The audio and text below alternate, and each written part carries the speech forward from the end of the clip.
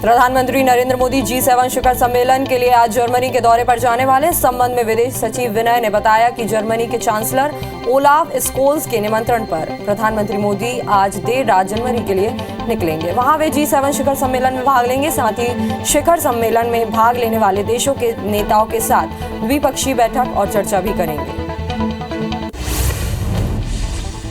प्रधानमंत्री मोदी 28 जून को संयुक्त अरब अमीरात की यात्रा पर जाएंगे। इस दौरान वे यूएई के पूर्व राष्ट्रपति और अबू धाबी के शासक रहे शेख खलीफा बिन जायद अल नाहयान के निधन पर व्यक्तिगत रूप से श्रद्धांजलि देंगे। साथ ही नए राष्ट्रपति शेख मोहम्मद को बधाई भी देंगे। मोदी 28 जून की रात को ही यूएई से देश वापस लौट आएंगे। राष्ट्रपति चुनाव के लिए एनडीए की उम्मीदवार द्रौपदी मुर्मू ने अपना नामांकन दाखिल कर लिया है। मुर्मू ने संसद भवन में राज्यसभा के सेक्रेटरी जनरल के दफ्तर में नामांकन भरा। इस दौरान पीएम मोदी, गृह मंत्री अमित शाह, रक्षा मंत्री राजनाथ सिंह, बीजेपी अध्यक्ष जेपी नड्डा समेत बीजेपी शासित राज्यों के तमाम मुख्यमंत्री उनके साथ मौजूद रहे। महाराष्ट्र में सियासी घमासान के चौथे दिन उद्धव ठाकरे ने बागी विधायकों पर कार्रवाई शुरू कर दी है। जानकारी के मुताबिक एकनाथ शिंदे के साथ बगावत करने वाले करीब 40 विधायकों के निजी सचिव, अधिकारी, कमांडो और कांस्टेबल के खिलाफ सरकार कार्रवाई करेगी। इन सभी पीएसओ ने राज्य छोड़ते वक्त प्रशासन और खुफिया विभाग को सूचित नहीं किया, इसलिए इन पर एक्शन लेने का आदेश दिया गया है। मध्य प्रदेश में निकाय चुनाव के लिए प्रचार अभियान जारी है। मुख्यमंत्री शिवराज सिंह चौहान आज छिंदवाड़ा, इटारसी के दौरे पर रहेंगे। इस दौरान वे महापौर प्रत्याशियों के समर्थन में जनसभा करेंगे। साथ ही जनसभा को संबोधित कर जनता का आशीर्वाद लेंगे। मुख्यमंत्री भूपेश बघेल आज जशपुर जिले के दौरे पर रहेंगे, जहां वे जिले के पगरू बहार, पतरा टोली और सलिया टोली में भेंट मुलाकात करेंगे। साथ ही अधिकारियों के साथ समीक्षा बैठक करेंगे, जिनमें योजनाओं के बारे में चर्चा होगी। सीएम भूपेश लगातार विधान स्तरीय दौरा कर रहे हैं। सीएम भूपेश बघेल 3 दिन के बैकुंठपुर विधानसभा दौरे पर रहेंगे। उनका यह दौरा 28 से 30 जून तक रहेगा। तीनों दिन सीएम अलग अलग विधानसभा का दौरा करेंगे और वहां के तमाम कार्यों, योजनाओं की जानकारी लेंगे। प्रशासन की भी उनके संपूर्ण कार्यक्रम की सूची जारी कर दी है। राजनांदगांव के तोरणकट्टा में वीरांगना रानी दुर्गावती बलिदान दिवस पर आयोजित प्रतिमा अनावरण कार्यक्रम में रमन सिंह ने शिरकत की। इस दौरान रमन सिंह ने प्रतिमा का अनावरण कर समाज के लोगों को संबोधित किया। वहीं राष्ट्रपति पद के लिए द्रौपदी मुर्मू का नाम आने से इसे समाज के लिए गौरव की बात बताया। छत्तीसगढ़ में मानसून सत्र 20 से 27 जुलाई तक रखा गया है, लेकिन कम समय को लेकर विपक्ष नाराज है। विपक्ष 10 दिन के सत्र की मांग कर रहा है। इसे लेकर नेता प्रतिपक्ष धर्मलाल कौशिक ने कहा कि हमारे पास सत्ता पक्ष के खिलाफ कई मुद्दे हैं जिसे वे सदन में उठाना चाहते हैं, लेकिन सत्ता पक्ष ने घबराकर छोटा सत्र रखा है। वहीं मंत्री रविंद्र चौबे ने कहा कि बीजेपी के पास मुद्दा नहीं है। प्रधानमंत्री नरेंद्र मोदी G7 शिखर सम्मेलन के लिए आज जर्मनी के दौरे पर जाने वाले। इस संबंध में विदेश सचिव विनय ने बताया कि जर्मनी के चांसलर ओलाफ स्कोल्स के निमंत्रण पर प्रधानमंत्री मोदी आज देर रात जर्मनी के लिए निकलेंगे। वहां वे G7 शिखर सम्मेलन में भाग लेंगे। साथ ही शिखर सम्मेलन में भाग लेने वाले देशों के नेताओं के साथ द्विपक्षीय बैठक और चर्चा भी करेंगे।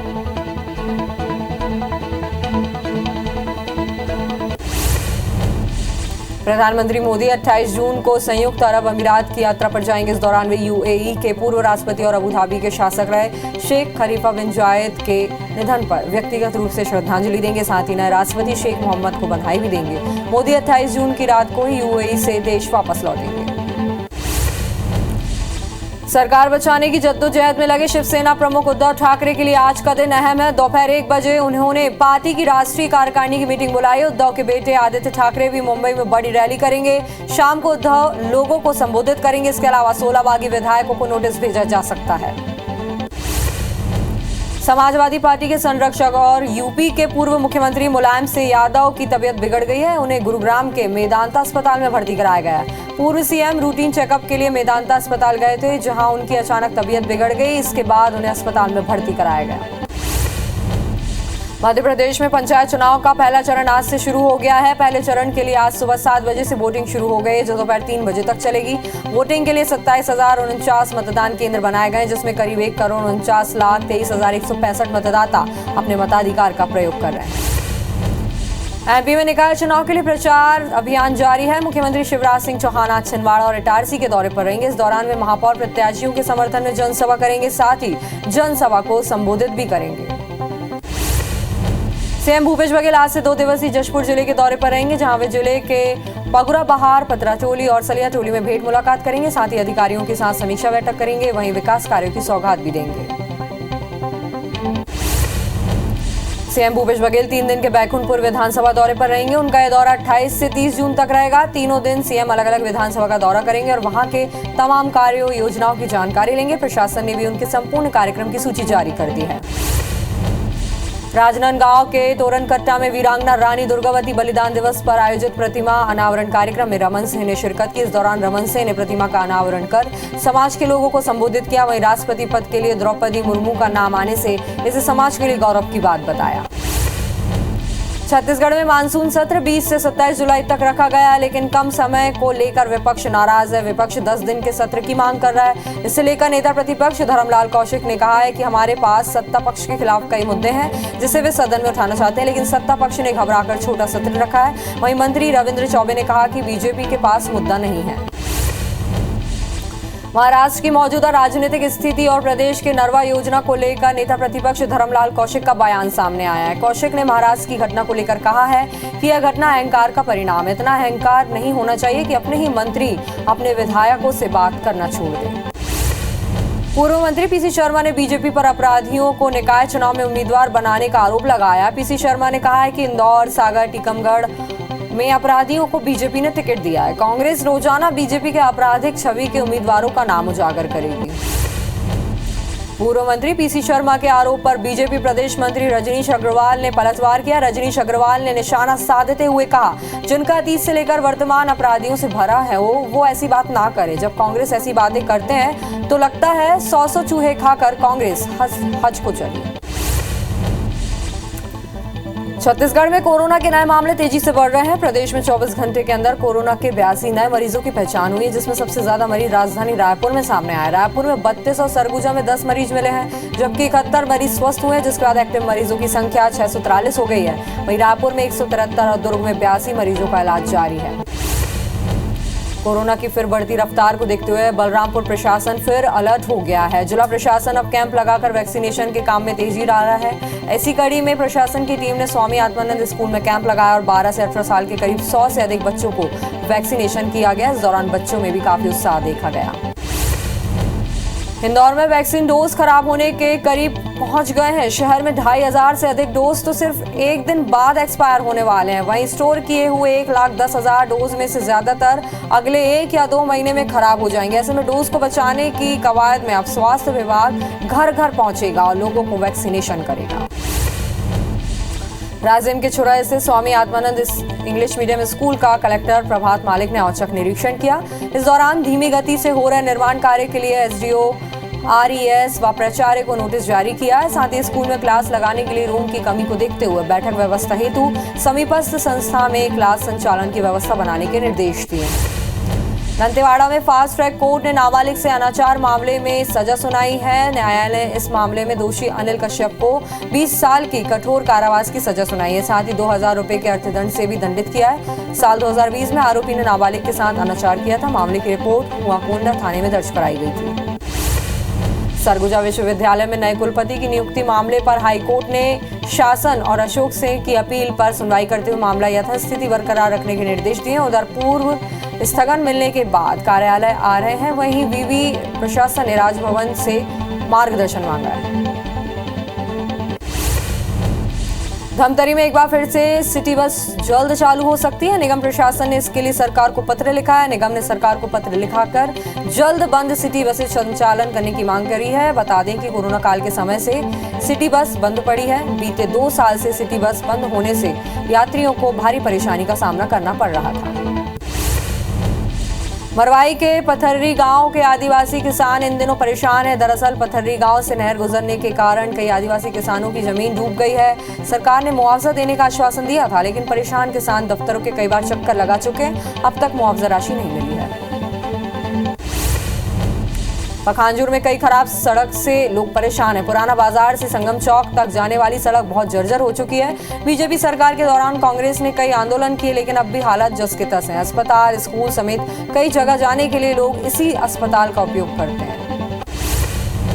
रायपुर बीजेपी और बीजेपी पार्षद दल ने प्रधानमंत्री आवास योजना में घोटाले, शहर के गार्डन का व्यवसायीकरण, सफाई में कमीशनखोरी सहित कई मुद्दों को लेकर नगर निगम का कार्यालय का घेराव किया। साथ ही नारेबाजी करते हुए प्रदर्शन किया। नगर निगम के नेता प्रतिपक्ष मीनल चौबे और रायपुर शहर जिला अध्यक्ष श्री चंद्र सुंदरानी ने कहा है कि नगर निगम के खिलाफ धरना प्रदर्शन लगातार जारी रहेगा।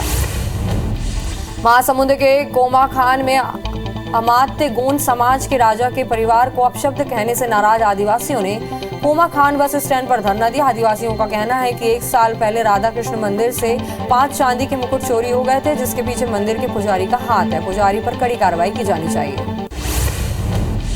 धमतरी किसान यूनियन ने अग्निपथ योजना को रद्द करने की मांग को लेकर राष्ट्रपति के नाम जिला प्रशासन को ज्ञापन सौंपा है। किसान यूनियन का कहना है कि इस योजना से युवाओं का भविष्य खराब हो जाएगा। योजना रद्द नहीं होने पर आंदोलन किया जाएगा। राजनांदगांव जिला किसान संघ ने केंद्र सरकार की अग्निपथ योजना का विरोध करते हुए अग्निपथ विरोध दिवस मनाया। इस दौरान किसानों ने हाथों में बैनर लेकर योजना वापस लेने की मांग की और योजना को जवान विरोधी, किसान विरोधी और देश विरोधी बताया। जबलपुर में 6 महीनों से प्रोत्साहन राशि न मिलने से नाराज आशा और उषा कार्यकर्ता नाराज है। आज आक्रोशित कार्यकर्ता कलेक्ट्रेट परिसर में धरना प्रदर्शन किया। चुनाव आचार संहिता लागू होने के कारण प्रशासनिक और पुलिस अधिकारी उन्हें ऐसा करने से रोकते रहे। भिलाई में वामपंथी जनवादी पार्टियों ने अग्निपथ योजना के खिलाफ के जेपी चौक में प्रदर्शन किया। संयुक्त किसान मोर्चा के आह्वान पर प्रदर्शन किया गया, जिसमें भारतीय कम्युनिस्ट पार्टी, मार्क्सवादी कम्युनिस्ट पार्टी और छत्तीसगढ़ स्वाभिमान मंच, C2 एटक सहित एक्ट से जुड़े पदाधिकारी संयुक्त रूप से शामिल हुए। बेमेतरा के 4 भाटा गांव में गुणवत्ताहीन सीसी रोड बनी है। पंचों का कहना है कि गुणवत्ताहीन सड़क होने के कारण जगह जगह दरारें हो गई हैं, जिससे लोगों को परेशानी हो रही है। इस गुणवत्ताहीन सड़क की शिकायत पंचों ने विधायक और कलेक्टर से की। साथ ही सरपंच पर भी कई आरोप लगाए हैं। शिकायत के बावजूद इस पर कोई कार्रवाई नहीं हो रही है। बलरामपुर के सभी सरकारी स्कूलों में कुछ साल पहले सर्व शिक्षा अभियान के तहत बच्चों के लिए झूला लगाया गया था। झूले या तो कबाड़ हो गए हैं और या तो उससे निकलकर रख दिए गए हैं। स्कूल में पदस्थ शिक्षकों के पास इसका कोई जवाब नहीं है। उनका कहना है कि चोरी होने के कारण वे झूलों को निकालकर अंदर रख देते हैं। दंतेवाड़ा में नया सत्र शुरू होते ही शिक्षा गुणवत्ता की पोल खुल गई। दरअसल झोड़ियावाड़म प्राइमरी स्कूल के शिक्षकों को अंग्रेजी का बेसिक ज्ञान भी नहीं है। शिक्षकों को हफ्ते के दिनों की स्पेलिंग की जानकारी तक नहीं है, ना ही महीनों के स्पेलिंग का कुछ पता है। इतना ही नहीं, अंग्रेजी कैलेंडर के अनुसार नवंबर के बाद कौन सा महीना आता है ये भी नहीं पता है।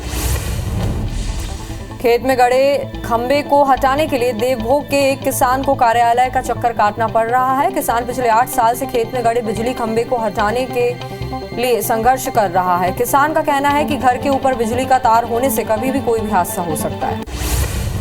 रायपुर कलेक्टर सौरभ कुमार के निर्देश पर अधिकारियों ने जिले के 7 कृषि केंद्रों पर छापेमारी की और एक दुकान को सील कर दिया। बाकी 6 कृषि और बीज के भंडारों को अनियमितता पर नोटिस जारी कर दिया गया। नोटिस का जवाब भी 3 दिन के अंदर मांगा है। जिले के उप संचालक कृषि RK कश्यप ने बताया कि 7 कृषि केंद्रों की जाँच के लिए फ्लाइंग स्क्वाड टीम बनाकर भेजी गई थी। बलरामपुर जिले के रघुनाथ नगर के ग्राम पंचायत पंडरी में मुखबिर की सूचना पर पुलिस ने एक पिकअप अवैध यूरिया खाद जब्त किया। पिकअप में 7 बोरी अवैध यूरिया खाद भरा हुआ था, जिसे उत्तर प्रदेश से यहां अवैध भंडारण के लिए लाया गया था। ट्रैफिक पुलिस द्वारा ITMS एवं सिटी सर्विलांस के माध्यम से बनाए गए ई-चालानों में पैसे जमा नहीं करने पर नेशनल लोक अदालत ने उन्हें समन जारी किया है। समन शुल्क 13 अगस्त को लोक अदालत में जमा कराना अनिवार्य है। वाहन चालक ये शुल्क 10 अगस्त तक वेबसाइट पर ऑनलाइन जमा कर ट्रैफिक थाना को इस संबंध में जानकारी दे सकते हैं। पन्ना टाइगर रिजर्व में चालू वर्ष में 3 करोड़ 30 लाख रुपए की राजस्व वसूली हुई है, जो बीते साल की तुलना में 1 करोड़ से ज्यादा है। टाइगर रिजर्व के क्षेत्र संचालक ने बताया कि राशि कोर एरिया मंडला, हिनौता और बफर क्षेत्र के झिन्ना कोला में पर्यटकों की खरीदी की गई टिकटों से अर्जित हुई है।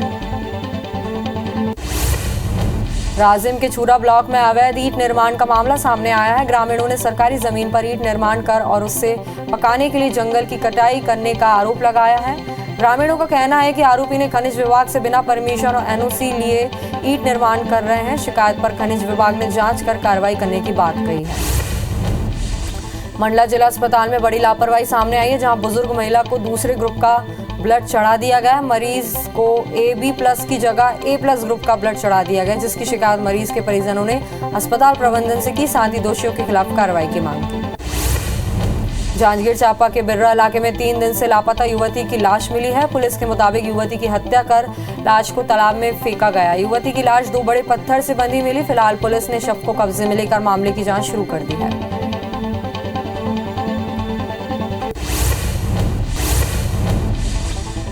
सरकार बचाने की जद्दोजहद में लगे शिवसेना प्रमुख उद्धव ठाकरे के लिए आज का दिन अहम है। दोपहर 1 बजे उन्होंने पार्टी की राष्ट्रीय कार्यकारिणी की मीटिंग बुलाई है। उद्धव के बेटे आदित्य ठाकरे भी मुंबई में बड़ी रैली करेंगे। शाम को उद्धव लोगों को संबोधित करेंगे। इसके अलावा 16 बागी विधायकों को नोटिस भेजा जा सकता है। प्रधानमंत्री नरेंद्र मोदी G7 शिखर सम्मेलन के लिए आज जर्मनी के दौरे पर जाने वाले हैं। इस संबंध में विदेश सचिव विनय ने बताया कि जर्मनी के चांसलर ओलाफ स्कोल्स के निमंत्रण पर प्रधानमंत्री मोदी आज देर रात जनवरी के लिए निकलेंगे। वहां वे G7 शिखर सम्मेलन में भाग लेंगे। साथ ही शिखर सम्मेलन में भाग लेने वाले देशों के नेताओं के साथ द्विपक्षीय बैठक और चर्चा भी करेंगे। प्रधानमंत्री मोदी 28 जून को संयुक्त अरब अमीरात की यात्रा पर जाएंगे। इस दौरान वे UAE के पूर्व राष्ट्रपति और अबू धाबी के शासक रहे शेख खलीफा बिन जायद के निधन पर व्यक्तिगत रूप से श्रद्धांजलि देंगे। साथ ही नए राष्ट्रपति शेख मोहम्मद को बधाई भी देंगे। समाजवादी पार्टी के संरक्षक और यूपी के पूर्व मुख्यमंत्री मुलायम सिंह यादव की तबीयत बिगड़ गई है। उन्हें गुरुग्राम के मेदांता अस्पताल में भर्ती कराया गया। पूर्व सीएम रूटीन चेकअप के लिए मेदांता अस्पताल लाए गए थे, जहां उनकी अचानक तबीयत बिगड़ गई। इसके बाद उन्हें अस्पताल में भर्ती कराया गया। साल 2022 की अमरनाथ यात्रा जल्द ही शुरू होने वाली है। यात्रा का पहला जत्था जम्मू से 29 जून को रवाना होगा। वहीं सुरक्षा को ध्यान में रखते हुए यात्रा से पहले करीब 5000 अतिरिक्त जवान जम्मू में तैनात किए गए हैं। वहीं किसी भी स्थिति से निपटने के लिए जम्मू में क्विक रिएक्शन टीम को भी तैनात किया गया है। असम के कई जिलों में नदियों का जल खतरे के निशान से ऊपर बह रहा है। असम में बाढ़ के कारण 45.34 लाख लोग प्रभावित हुए। वहीं बीते 24 घंटे के दौरान बाढ़ के कारण 10 लोगों की जान भी गई है, जिसके बाद अब इस साल असम में बाढ़ और भूस्खलन से मरने वालों का आंकड़ा 117 पर पहुंच गया है। असम के 28 जिलों के 2510 गाँव के कुल 33,03,316 लोग बाढ़ से प्रभावित हुए हैं। भारत में कोरोना के नए मामलों में तेजी देखी जा रही है। 24 घंटे के अंदर देश में कोरोना के 15,940 नए मामले सामने आए। इस दौरान कोरोना से 20 लोगों की मौत भी हुई है, जिसके बाद एक्टिव मरीजों की संख्या बढ़कर 91,779 हो गई है। शुक्रवार की तुलना में आज कम मामले सामने आए। दैनिक पॉजिटिविटी दर 4.39% है। छत्तीसगढ़ में कोरोना के नए मामले तेजी से बढ़ रहे हैं। प्रदेश में 24 घंटे के अंदर कोरोना के 82 नए मरीजों की पहचान हुई है, जिसमें सबसे ज्यादा मरीज राजधानी रायपुर में सामने आए। रायपुर में 32 और सरगुजा में 10 मरीज मिले, जबकि 71 मरीज स्वस्थ हुए, जिसके बाद एक्टिव मरीजों की संख्या 643 हो गई। वहीं रायपुर में 173 और दुर्ग में 82 मरीजों का इलाज जारी है। दूसरे राज्यों की तरह ही एमपी में कोरोना के मामले बढ़ रहे हैं। राजधानी भोपाल में 24 घंटे के अंदर कोरोना के 18 नए मरीजों की पुष्टि हुई है। वहीं इंदौर में कोरोना के 13 नए मरीज भी मिले। भोपाल में एक्टिव मरीजों की संख्या 145 और इंदौर में 166 है, जिनका इलाज चल रहा है। कोरोना की फिर बढ़ती रफ्तार को देखते हुए बलरामपुर प्रशासन फिर अलर्ट हो गया है। जिला प्रशासन अब कैंप लगाकर वैक्सीनेशन के काम में तेजी ला रहा है। इसी कड़ी में प्रशासन की टीम ने स्वामी आत्मानंद स्कूल में कैंप लगाया और 12 से 18 साल के करीब 100 से अधिक बच्चों को वैक्सीन का डोज दिया जा रहा है। इस दौरान बच्चों में भी काफी उत्साह देखा गया। इंदौर में वैक्सीन के डोज खराब होने के करीब पहुंच गए। शहर में 2500 से अधिक डोज तो सिर्फ एक दिन बाद एक्सपायर होने वाले। वहीं स्टोर किए हुए 1,10,000 डोज में से ज्यादातर अगले 1-2 महीनों में खराब हो जाएंगे। ऐसे में डोज को बचाने की कवायद में अब स्वास्थ्य विभाग घर घर पहुंचेगा और लोगों को वैक्सीनेशन करेगा। मध्य प्रदेश में पंचायत चुनाव का पहला चरण आज शुरू हो गया है। पहले चरण के लिए आज सुबह 7 बजे से वोटिंग शुरू हो गई, जो दोपहर 3 बजे तक चलेगी। वोटिंग के लिए 27,049 मतदान केंद्र बनाए गए हैं, जिसमें करीब 1,49,23,165 मतदाता अपने मताधिकार का प्रयोग कर रहे हैं। मध्य प्रदेश में निकाय चुनाव के लिए प्रचार अभियान जारी है। मुख्यमंत्री शिवराज सिंह चौहान आज छिंदवाड़ा और इटारसी के दौरे पर रहेंगे। इस दौरान वे महापौर प्रत्याशियों के समर्थन में जनसभा करेंगे। साथ ही जनसभा को संबोधित कर जनता का आशीर्वाद लेंगे। सीएम भूपेश बघेल आज से 2 दिवसीय जशपुर जिले के दौरे पर रहेंगे, जहां वे जिले के पगुरा बहार, पतरा टोली और सलिया टोली में भेंट मुलाकात करेंगे। साथ ही अधिकारियों के साथ समीक्षा बैठक भी करेंगे। वहीं विकास कार्यों की सौगात भी देंगे। CM Bhupesh Kunkuri rest house में रात्रि विश्राम करेंगे। सीएम भूपेश बघेल 3 दिन के बैकुंठपुर विधानसभा दौरे पर रहेंगे। उनका यह दौरा 28 से 30 जून तक रहेगा। तीनों दिन सीएम अलग अलग विधानसभा का दौरा करेंगे, जहां वे तमाम कार्यों योजनाओं की जानकारी लेंगे। प्रशासन से भी उनके संपूर्ण कार्य की सूची जारी कर दी है। राजनांदगांव के तोरणकट्टा में वीरांगना रानी दुर्गावती बलिदान दिवस पर आयोजित प्रतिमा अनावरण कार्यक्रम में रमन सिंह ने शिरकत की। इस दौरान रमन सिंह ने प्रतिमा का अनावरण कर समाज के लोगों को संबोधित किया। वहीं राष्ट्रपति पद के लिए द्रौपदी मुर्मू का नाम आने से इसे समाज के लिए गौरव की बात बताया। छत्तीसगढ़ में मानसून सत्र 20 से 27 जुलाई तक रखा गया, लेकिन कम समय को लेकर विपक्ष नाराज है। विपक्ष 10 दिन के सत्र की मांग कर रहा है। इसे लेकर नेता प्रतिपक्ष धर्मलाल कौशिक ने कहा है कि हमारे पास सत्ता पक्ष के खिलाफ कई मुद्दे हैं जिसे वे सदन में उठाना चाहते हैं, लेकिन सत्ता पक्ष ने घबराकर छोटा सत्र रखा है। वहीं मंत्री रविंद्र चौबे ने कहा कि बीजेपी के पास मुद्दा नहीं है। महाराष्ट्र की मौजूदा राजनीतिक स्थिति और प्रदेश की नरवा योजना को लेकर नेता प्रतिपक्ष धर्मलाल कौशिक का बयान सामने आया। कौशिक ने महाराष्ट्र की घटना को लेकर कहा है कि यह घटना अहंकार का परिणाम है। इतना अहंकार नहीं होना चाहिए कि अपने ही मंत्री अपने विधायकों से बात करना छोड़ दें। भोपाल रेल मंडल से चलने वाली 8 ट्रेनें रद्द कर दी गई हैं। इन सभी ट्रेनों को 15 दिन के लिए रद्द किया गया है। छत्तीसगढ़ की तरफ से आने जाने वाली ट्रेनें कैंसिल हो रही है। पावर प्लांट के लिए कोयले की सप्लाई के चलते इन ट्रेनों को रद्द किया गया है। राजिम के चूरा स्थित Swami Atmanand English medium school का कलेक्टर प्रभात मालिक ने औचक निरीक्षण किया। इस दौरान धीमी गति से हो रहे निर्माण कार्य के लिए एसडीओ आरईएस व प्राचार्य को नोटिस जारी किया। साथ ही स्कूल में क्लास लगाने के लिए रूम की कमी को देखते हुए बैठक व्यवस्था हेतु समीपस्थ संस्था में क्लास संचालन की व्यवस्था बनाने के निर्देश दिए। दंतेवाड़ा में फास्ट ट्रैक कोर्ट ने नाबालिग से अनाचार मामले में सजा सुनाई है। न्यायालय ने इस मामले में दोषी अनिल कश्यप को 20 साल का कठोर कारावास दिया है।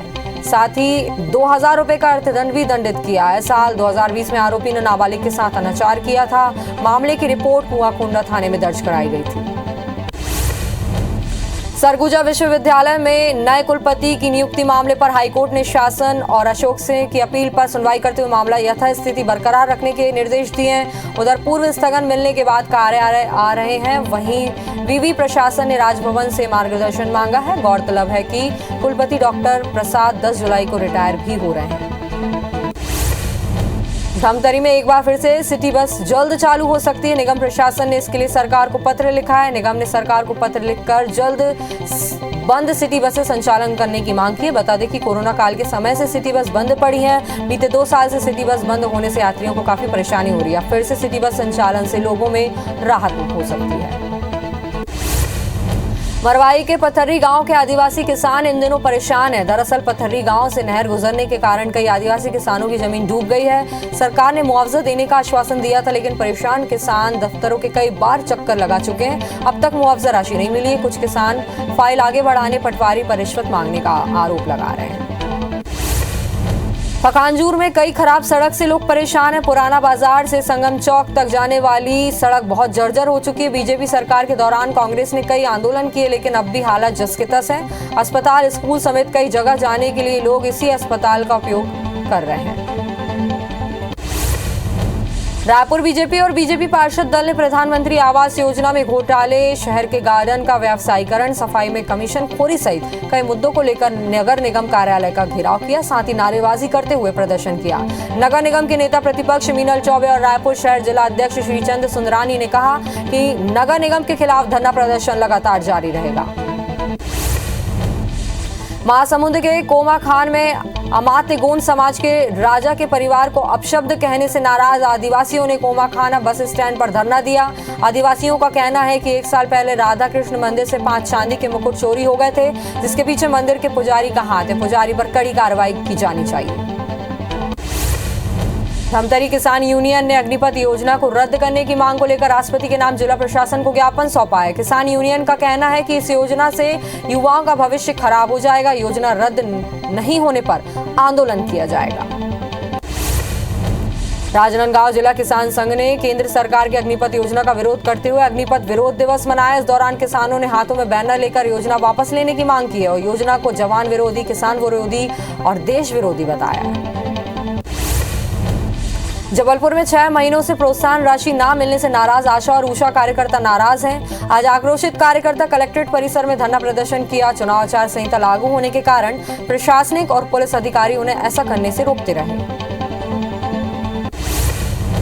भिलाई में वामपंथी जनवादी पार्टियों ने अग्निपथ योजना के खिलाफ के जेपी चौक में प्रदर्शन किया। संयुक्त किसान मोर्चा के आह्वान पर प्रदर्शन किया गया, जिसमें भारतीय कम्युनिस्ट पार्टी, मार्क्सवादी कम्युनिस्ट पार्टी, छत्तीसगढ़ स्वाभिमान मंच, सीटू एटक सहित एक्ट से जुड़े पदाधिकारी संयुक्त रूप से शामिल हुए। बेमेतरा के चार भाटा गांव में गुणवत्ताहीन सीसी रोड बनी है। पंचों का कहना है कि गुणवत्ताहीन सड़क होने के कारण जगह जगह दरारें हो गई हैं, जिससे लोगों को परेशानी हो रही है। इस गुणवत्ताहीन सड़क की शिकायत पंचों ने विधायक और कलेक्टर से की है। साथ ही सरपंच पर भी कई आरोप लगाए हैं। शिकायत के बावजूद इस पर कोई कार्रवाई नहीं हो रही है। बलरामपुर के सभी सरकारी स्कूलों में कुछ साल पहले सर्व शिक्षा अभियान के तहत बच्चों के लिए झूला लगाया गया था। आज झूले या तो कबाड़ हो गए या उसे निकालकर रख दिया गया है। स्कूल में पदस्थ शिक्षकों के पास इसका कोई भी जवाब नहीं। उनका कहना है कि चोरी होने के कारण वे झूलों को निकालकर अंदर रख देते हैं। दंतेवाड़ा में नया सत्र शुरू होते ही शिक्षा गुणवत्ता की पोल खुल गई। दरअसल झोड़ियाबादम प्राइमरी स्कूल के शिक्षकों को अंग्रेजी का बेसिक ज्ञान भी नहीं है। शिक्षकों को हफ्ते के दिनों की स्पेलिंग की जानकारी तक नहीं है, ना ही महीनों की स्पेलिंग का कुछ पता है। इतना ही नहीं, अंग्रेजी कैलेंडर के अनुसार नवंबर के बाद कौन सा महीना आता है ये भी नहीं पता। खेत में गड़े खंभे को हटाने के लिए देवभोग के एक किसान को कार्यालय का चक्कर काटना पड़ रहा है। किसान पिछले 8 साल से खेत में गड़े बिजली खंभे को हटाने के लिए संघर्ष कर रहा है। किसान का कहना है कि घर के ऊपर बिजली का तार होने से कभी भी कोई भी हादसा हो सकता है। रायपुर कलेक्टर सौरभ कुमार के निर्देश पर अधिकारियों ने जिले के 7 कृषि केंद्रों पर छापेमारी की और एक दुकान को सील कर दिया। बाकी 6 कृषि और बीज भंडारों को अनियमितता पर नोटिस जारी किया गया है। नोटिस का जवाब भी 3 दिन के अंदर मांगा गया है। जिले के उप संचालक कृषि आर.के. कश्यप ने बताया कि 7 कृषि केंद्रों की जांच के लिए फ्लाइंग स्क्वाड टीम बनाकर भेजी गई थी। बलरामपुर जिले के रघुनाथनगर के ग्राम पंचायत पंडरी में मुखबिर की सूचना पर पुलिस ने एक पिकअप अवैध यूरिया खाद जब्त किया है। पिकअप में 60 बोरी अवैध यूरिया खाद भरा हुआ था, जिसे उत्तर प्रदेश से यहां अवैध भंडारण के लिए लाया गया था। ट्रैफिक पुलिस द्वारा ITMS एवं सिटी सर्विलांस के माध्यम से बनाए गए ई चालानों में पैसे जमा नहीं करने पर नेशनल लोक अदालत ने उन्हें समन जारी किया। समन शुल्क 13 अगस्त को लोक अदालत में जमा करना अनिवार्य है। वाहन चालक ये शुल्क 10 अगस्त तक वेबसाइट पर ऑनलाइन जमा कर ट्रैफिक थाना को इस समन में जानकारी दे सकते हैं। मंडला जिला अस्पताल में बड़ी लापरवाही सामने आई है, जहां बुजुर्ग महिला को दूसरे ग्रुप का ब्लड चढ़ा दिया गया। मरीज को AB+ की जगह A+ ग्रुप का ब्लड चढ़ा दिया गया, जिसकी शिकायत मरीज के परिजनों ने अस्पताल प्रबंधन से की है। साथ ही दोषियों के खिलाफ कार्रवाई की मांग भी की है। जांजगीर चांपा के बिर्रा इलाके में 3 दिन से लापता युवती की लाश मिली है। पुलिस के मुताबिक युवती की हत्या कर लाश को तालाब में फेंका गया था। युवती की लाश 2 बड़े पत्थर से बंधी हुई मिली। फिलहाल पुलिस ने शव को कब्जे में लेकर मामले की जांच शुरू कर दी है। कटनी जिले के बड़वारा थाना क्षेत्र काटी गांव में युवक ने गला दबाकर अपनी मां की हत्या कर दी। हत्या के बाद युवक फरार हो गया था, जिसे पुलिस ने गिरफ्तार कर लिया। पुलिस का कहना है कि आरोपी युवक किसी शादीशुदा महिला से शादी करना चाहता था, जिसका विरोध उसके माँ बाप कर रहे थे। इसी बात को लेकर युवक का विवाद उसकी मां से हुआ था।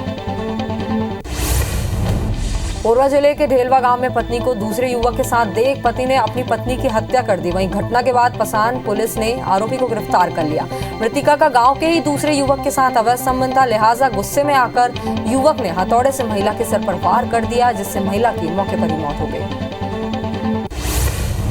दमोह जिले के सरखड़ी में एक भाई ने दूसरे भाई को आपसी विवाद के चलते गोली मार दी, जिसके बाद घायल को जिला अस्पताल में भर्ती कराया गया, जहां उसका इलाज किया जा रहा है। दोनों भाइयों के बीच जमीनी विवाद चल रहा था, जिसमें दूसरे भाई रमेश पटेल ने संतोष पटेल को गोली मार दी। ग्वालियर में फायरिंग करते बदमाश का वीडियो सोशल मीडिया में वायरल हो रहा है। वीडियो में करीब 6 बदमाश एक घर को निशाना बनाते हुए फायरिंग और पत्थर फेंकते दिख रहे हैं। ये वायरल वीडियो माधवगंज थाना क्षेत्र के पीतमपुर कॉलोनी का है। प्लाट के सामने गाड़ी रखने को हुए विवाद में बदमाशों ने फायरिंग की है। पीड़ित ने इसकी शिकायत थाने में की है।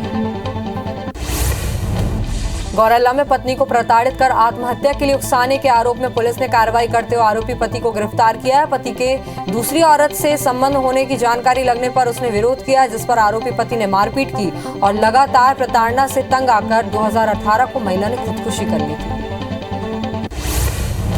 राज्य में नाबालिग से छेड़छाड़ का मामला सामने आया। आरोपी प्रदीप साहू नाबालिग को सुनसान जगह पर ले गया, जहां उसने उसके साथ छेड़छाड़ की, जिसकी शिकायत नाबालिग के परिजन ने थाने में की थी, जिसके आधार पर पुलिस ने आरोपी को गिरफ्तार किया है। चुनाव में खपाने के लिए माफिया सस्ते दामों में शराब बेचते हैं। इसे देखते हुए जिले में आबकारी विभाग के साथ पुलिस लगातार कार्रवाई कर रही है। चंबल अंचल कई गांव में दबिश के साथ ही ग्वालियर से आने वाली अवैध शराब को नूराबाद पुलिस ने जब्त किया है। नूराबाद पुलिस ने अब तक 6 से ज्यादा गाड़ियां, 100 से ज्यादा पेटी शराब के साथ 98 से अधिक आरोपियों को गिरफ्तार किया है। जांजगीर चांपा की नवागढ़ पुलिस ने अवैध शराब को लेकर कार्रवाई की है। पुलिस ने 50 लीटर महुआ शराब के साथ आरोपी संतोष कोसले को गिरफ्तार किया है। दरअसल पुलिस को मुखबिर से सूचना मिली थी कि आरोपी केरा गांव में अवैध रूप से महुआ शराब बेचने की फिराक में है। तभी पुलिस ने दबिश दी और आरोपी को अवैध शराब के साथ गिरफ्तार किया। दतिया में पुलिस ने सर्चिंग के दौरान एक कार से 7 पेटी शराब और एक 315 बोर कट्टा के साथ 2 आरोपियों को गिरफ्तार किया। पुलिस ने बताया कि आरोपी पंचायत चुनाव में खपाने के लिए शराब ले जा रहे थे। वहीं धीरपुरा पुलिस ने सरपंच प्रत्याशी के बेटे से भी 48 डब्बे खोए के लड्डू पकड़े हैं। कोंडा गांव पुलिस अधीक्षक दिव्यांग पटेल के निर्देश पर जिला में नशे से आजादी पखवाड़ा आयोजित कर गांजा पर लगातार कार्रवाई की जा रही है। मुखबिर की सूचना पर गोरगांव के मध्य स्थित शिव मंदिर के पास एक कार की तलाशी लेने पर 107 किलोग्राम गांजा बरामद किया गया है, जिसकी कीमत 5 लाख रुपए बताई जा रही है। एक आरोपी को गिरफ्तार किया गया है। ग्वालियर में प्लाट दिलवाने के नाम पर दूध कारोबारी से ठगी हुई। आरोपी शताब्दीपुरम में प्लाट देने का झांसा देकर 79 लाख रुपए ठग लिए हैं। कारोबारी जब प्लाट पर निर्माण कराने पहुंचे तब उनकी ठगी का पता चला। ठगी का पता चलने पर कारोबारी ने महाराजपुरा थाने में शिकायत दर्ज कराई। शिकायत पर पुलिस ने मामले की जांच शुरू कर दी है। बलरामपुर जिले के रामानुजगंज में स्थित एक कबाड़ दुकान के संचालक को रेलवे तार की चोरी के मामले में रेलवे पुलिस अंबिकापुर की टीम ने गिरफ्तार करने में सफलता हासिल की। वहीं कबाड़ संचालक के निशानदेही पर चोरी किए गए रेलवे के कॉन्टैक्ट वायर को बरामद किया है। बेमेतरा देवरबीजा पुलिस ने बाइक चोरी के आरोपी को 51,000 रुपए के साथ गिरफ्तार किया। सिंगोरी निवासी प्रार्थी वेद राम साहू बाइक चोरी की रिपोर्ट दर्ज कराया था, जिस पर संदेही विष्णु यदू को हिरासत में लेकर पूछताछ करने पर सिरसा तिराहा के पास स्थित मंदिर के पीछे बाइक चोरी का छिपाना बताया, जिस पर आरोपी को गिरफ्तार किया गया। कोरिया में सफेद भालू देखा गया। चिरमिरी के टेंगनी जंगल क्षेत्र में सफेद भालू देखा है, जिसका चिरमिरी बैकुंठपुर मार्ग पर चल रहे राहगीरों ने वीडियो बना लिया, जो सोशल मीडिया पर तेजी से वायरल हो रहा है। सरकार बचाने की जद्दोजहद में लगे शिवसेना प्रमुख उद्धव ठाकरे के लिए आज का दिन अहम है। दोपहर 1 बजे उन्होंने पार्टी की राष्ट्रीय कार्यकारिणी की मीटिंग बुलाई है। उद्धव के बेटे आदित्य ठाकरे भी मुंबई में बड़ी रैली करेंगे। शाम को उद्धव लोगों को संबोधित करेंगे। इसके अलावा 16 बागी विधायकों को नोटिस जारी कर दिया जाएगा। प्रधानमंत्री नरेंद्र मोदी G7 शिखर सम्मेलन के लिए आज जर्मनी के दौरे पर जाने वाले। संबंध में विदेश सचिव विनय ने बताया कि जर्मनी के चांसलर ओलाफ स्कोल्स के निमंत्रण पर प्रधानमंत्री मोदी आज देर रात जर्मनी के लिए निकलेंगे। वहां वे G7 शिखर सम्मेलन में भाग लेंगे। साथ ही शिखर सम्मेलन में भाग लेने वाले देशों के नेताओं के साथ द्विपक्षीय बैठक और चर्चा करेंगे। प्रधानमंत्री मोदी 28 जून को संयुक्त अरब अमीरात की यात्रा पर जाएंगे। इस दौरान वे UAE के पूर्व राष्ट्रपति और अबू धाबी के शासक रहे शेख खलीफा बिन जायद अल नाहयान के निधन पर व्यक्तिगत रूप से श्रद्धांजलि देंगे। साथ ही नए राष्ट्रपति शेख मोहम्मद को बधाई भी देंगे। मोदी 28 जून की रात को ही UAE से देश वापस लौटेंगे। समाजवादी पार्टी के संरक्षक और यूपी के पूर्व मुख्यमंत्री मुलायम सिंह यादव की तबीयत बिगड़ गई है। उन्हें गुरुग्राम के मेदांता अस्पताल में भर्ती कराया गया। पूर्व सीएम रूटीन चेकअप के लिए मेदांता अस्पताल गए थे, जहां उनकी अचानक तबीयत बिगड़ गई। इसके बाद उन्हें अस्पताल में भर्ती कराया गया। साल 2022 की अमरनाथ यात्रा जल्दी ही शुरू होने वाली है। यात्रा का पहला जत्था जम्मू से 29 जून को रवाना होगा। वहीं सुरक्षा को ध्यान में रखते हुए यात्रा से पहले करीब 5,000 अतिरिक्त जवान जम्मू में तैनात कर दिए गए हैं। वहीं किसी भी स्थिति से निपटने के लिए जम्मू में क्विक रिएक्शन टीम को तैनात किया गया है। असम में कई जिलों में नदियों का जल खतरे के निशान से ऊपर बह रहा है। असम में बाढ़ के कारण 45.34 लाख लोग प्रभावित हुए। वहीं बीते 24 घंटे के दौरान बाढ़ के कारण 10 लोगों की जान गई है, जिसके बाद अब इस साल असम में बाढ़ और भूस्खलन से मरने वालों का आंकड़ा 117 पर पहुंच गया है। असम के 28 जिलों के 2510 गाँव के कुल 33,03,316 लोग बाढ़ से प्रभावित हुए हैं। भारत में कोरोना के नए मामलों में तेजी देखी जा रही है। 24 घंटे के अंदर देश में कोरोना के 15,940 नए मामले सामने आए हैं। इस दौरान कोरोना से 20 लोगों की मौत भी हुई है, जिसके बाद एक्टिव मरीजों की संख्या बढ़कर 91,779 हो गई है। शुक्रवार की तुलना में आज कम मामले सामने आए हैं। दैनिक पॉजिटिविटी दर 4.39% हो गया है। छत्तीसगढ़ में कोरोना के नए मामले तेजी से बढ़ रहे हैं। प्रदेश में 24 घंटे के अंदर कोरोना के 82 नए मरीजों की पहचान हुई है, जिसमें सबसे ज्यादा मरीज राजधानी रायपुर में सामने आया। रायपुर में 32 और सरगुजा में 10 मरीज मिले हैं, जबकि 71 मरीज स्वस्थ भी हुए, जिसके बाद एक्टिव मरीजों की संख्या 643 हो गई है। वहीं रायपुर में 173 और दुर्ग में 82 मरीजों का इलाज जारी है।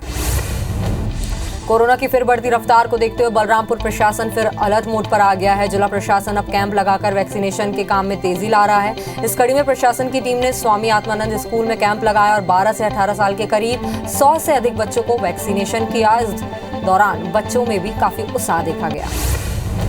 इंदौर में वैक्सीन के डोज खराब होने के करीब पहुंच गए। शहर में 2,500 से अधिक डोज तो सिर्फ एक दिन बाद एक्सपायर होने वाले। वहीं स्टोर किए हुए 1,10,000 डोज में से ज्यादातर अगले 1 या 2 महीने में खराब हो जाएंगे। ऐसे में डोज को बचाने की कवायद में अब स्वास्थ्य विभाग घर घर पहुंचेगा और लोगों को वैक्सीनेशन करेगा। कोंडागांव पुलिस अधीक्षक दिव्यांग पटेल के निर्देश पर जिले में नशे से आजादी पखवाड़ा आयोजित कर गांजा पर लगातार कार्रवाई की जा रही है। मुखबिर की सूचना पर बोरगांव के मध्य स्थित शिव मंदिर के पास एक कार की तलाशी लेने पर 107 किलोग्राम गांजा बरामद किया गया, जिसकी कीमत 5 लाख रुपए बताई जा रही है। एक आरोपी को भी गिरफ्तार किया गया है। ग्वालियर में प्लाट दिलाने के नाम पर दूध कारोबारी से ठगी हुई है। आरोपी शताब्दीपुरम में प्लाट देने का झांसा देकर 79 लाख रुपए ठग लिए हैं। माफ कीजिएगा, 89 लाख रुपए ठग लिए हैं। कारोबारी जब प्लाट पर निर्माण कराने पहुंचा तब उनको ठगी का पता चला। अब ठगी का पता चलने पर कारोबारी ने महाराजपुरा थाने में शिकायत दर्ज कराई है। शिकायत पर पुलिस मामले की जांच में जुट गई है।